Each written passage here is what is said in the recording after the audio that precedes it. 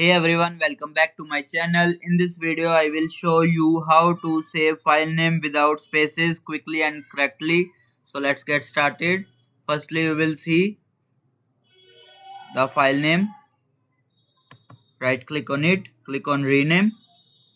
Now here you will see like we don't use space, instead we use underscore. Then press enter. Now you will see the text name will clearly seen or readable. If you don't want to underscore, you can use hyphen instead, like this. It will also clearly in readable format,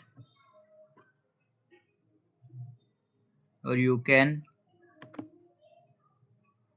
save any of the folder name like new underscore folder underscore 2. Then press enter.